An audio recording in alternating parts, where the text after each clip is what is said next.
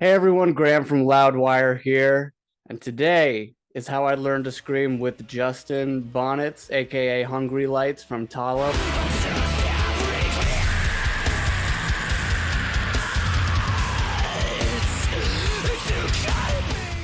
What's up, man? How are you?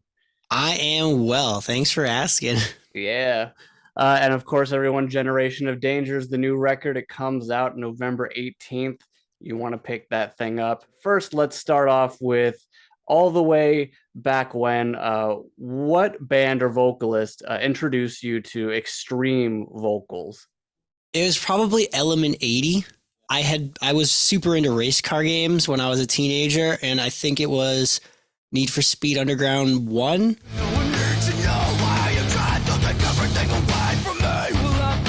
One of their songs, Broken Promises, was on the soundtrack, and every time that song came on, like I would win, and I just loved it. So I had my dad get it for me for Christmas. When I got the album for Christmas, I had listened to some of the other heavier songs, and I actually got like, I guess, kind of scared by it, and I threw it out. Okay. And then, like, a couple years later, I kind of like, because how do I say it? I was like super into like punk, like Rise Against and like Sum 41 and stuff like that. Yeah. So I like went down that path, and then I got into like AC/DC and Led Zeppelin and Van Halen, and kind of worked my way back up the like from classic rock to hard rock. I got into like Disturbed, and then I got into Lamb of God, and that kind of reintroduced me to harsh vocals. So who was it that wanted to make you try to scream or growl or anything like that for the first time? I think his name is Tim from Rise Against. Oh yeah, Tim McIlrath. Yeah. Yeah. I must have been 16 or 17 years old. I just got my license, and I was driving home from Walmart, and I started falling asleep in the car, and I was like, I'm going to crash. I need to do something. And I happened to be listening to State of the Union by Rise Against. And I was like, I'm just going to sing along. And I just copied what I thought he was doing, and I just had it. I know last time when you came to visit us in New York a few years ago, you were talking about how you were really inspired by Disney villains Yeah. and, and doing all those different voices. Were you like when you were growing up? Were you the one who was always trying to imitate these Disney villains, like running around doing all the voices? Yep. I was like just one of those people just really naturally good at impersonating like cartoon characters and Disney villains. And there was a lot of Captain Hook. There was Ratigan from The Great Mouse Detective. There was Hopper from A Bug's Life. Oh Like, yeah, it was just like any of them. I tried to do Scar from The Lion King. I tried to do Ursula from nice. Little Yeah. Mermaid. Like it didn't matter. Like I would just try to sing the songs and do the voices. What were some of the reactions you got when you were running around doing those voices? I mean, it was all positive. My mom loved those movies, and my cousins all did it, and they were doing it with me. So it was just like, oh, Justin's doing that thing again. Take out the camera and film it. You developed a really unique vocal style over the years. You know, you're all over the place in the best way possible. And you can really hear that on Matrivigi. I always forget how you pronounce that album. Close but, enough. but it's a great record. I love that record so much. Thank you. Uh, how do you go down the path of not only doing high screams and low screams and different types of screams, but also like doing like a British accent and all these sort of like, as you said, these Disney-esque sort of voices, this dramatic stuff. How do you develop that? I mean, it's kind of a sad story, but like I always hated my voice. So I did everything in my power to not sound like me. So that's just like how I got known on YouTube as like that guy that can do all these crazy streams and different voices. So like in my solo stuff, I would just do that. Like I was like, oh, I'll have this character. I'll do like a British thing here, or I'll do like an Australian thing here or whatever. And so when I joined Tallah, that's what Max wanted. He's like, yeah, I like that you can do all these crazy things. So just go nuts with it. And so I just sent him this like like demo. I think it was for Kungan, and I was like, "Hey, do you care if I like rap like with a British accent in this?" And he's like, "No, that's awesome. Go for it." just the way it is. I'm not clever enough to fix it, so I try my best to twist it. So when you started doing sort of the extreme screams for the first time and stuff, were you just like shredding your vocal cords up? What did it take you a long time to learn how to like scream with some technique? Honestly, I always feel bad saying this, but no, like I just went for it and like did like a fry scream and it was just good. And I mean, I shouldn't say it was like good. I have like a recording of like my first band doing it and it doesn't sound great, but the technique itself from like a vocal coach point of view, it's right.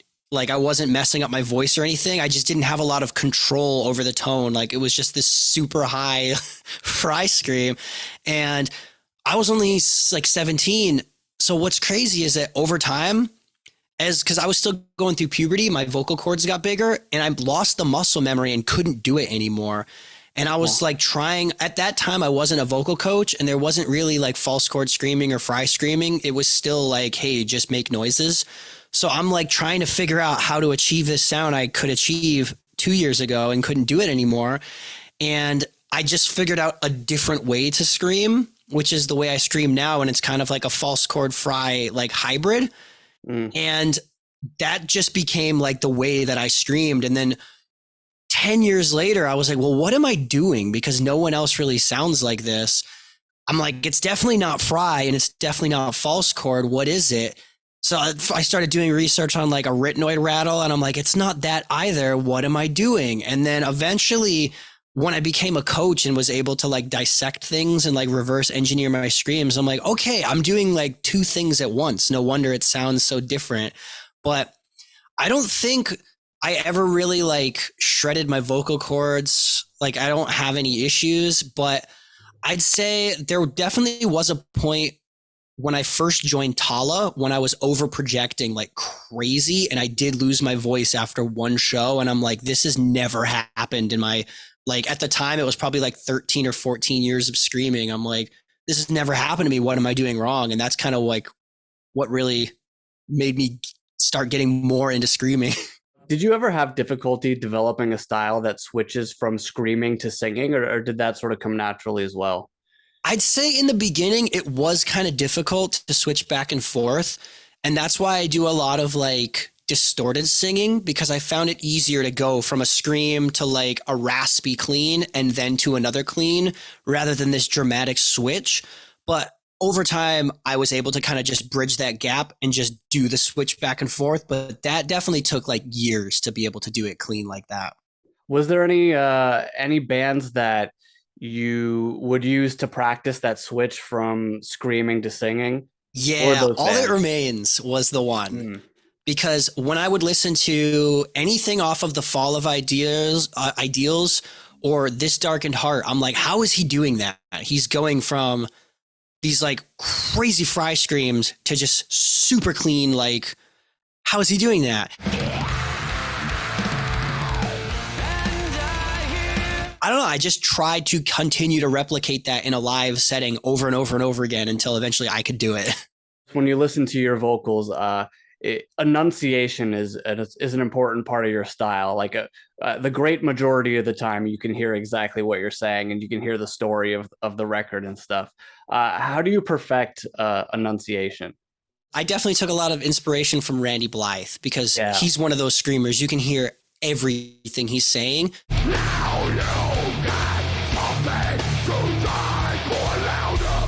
I listen to a lot of bands that do that and a lot of bands that don't. And I started to realize, like, hey, I've been listening to this song for like 8 years and I still have no idea what he's saying. Like, I can scream along to it, but I don't know the lyrics. Whereas with like Lamb of God, I'm like, I listened to this song like 4 times and I know half the song already. Yeah. So I guess to perfect that, it was just a matter of like learning how to talk with the screaming voice rather than trying to scream. Because if you can talk with the screaming voice, then you're already enunciating. You just have to be able to enunciate while making the noise. A controversial topic for all guttural or screaming vocalists, of course, is cupping the mic. What are your opinions on cupping the mic? I mean, I think there's a time and a place for it. I don't like when I'm at a live show and I'm just like a fan watching, I can't stand when vocalists do it the whole time because it ruins the sound of your vocals for the most part. Like, I don't know if you've ever gotten into sound engineering and you just have the mic, even just doing this, you can hear the difference already. So when you're doing this, like it gets worse and worse and it removes a lot of those good frequencies from your voice. So for the most part, when I do vocals, I try to do it like as if I'm like a stand-up comedian. I try to just speak over the mic. And then when I'm singing like louder, I'll try to pull it a little bit, like maybe 4 inches away.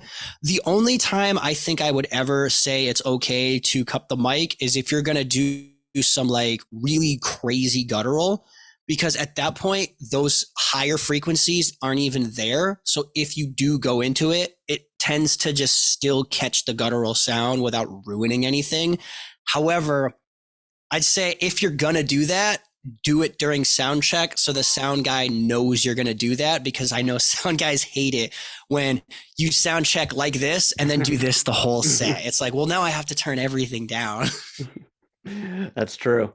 And last question for you, man. Are there any pre-show musts that you've got to do? Like anything that you drank, how much you warm up, stuff like that? Oh, definitely. I know we get to this, like, we get to the venue, we load in, and the first thing I'll do is just put on this like mask, and it collects moisture in it so that you're breathing in a humid environment. And I will wear that for like a good 3 or 4 hours. And then I'd say probably 30 to 15 minutes before I'm going to go on stage, I will do a full vocal warm up. I will usually hit like a nebulizer to get some extra moisture in there. And I will also stretch like my whole body out, because you don't just want to stretch your vocals. Like I'm going to be jumping around on stage and I want to make sure I don't have any tension. I want to be totally loose.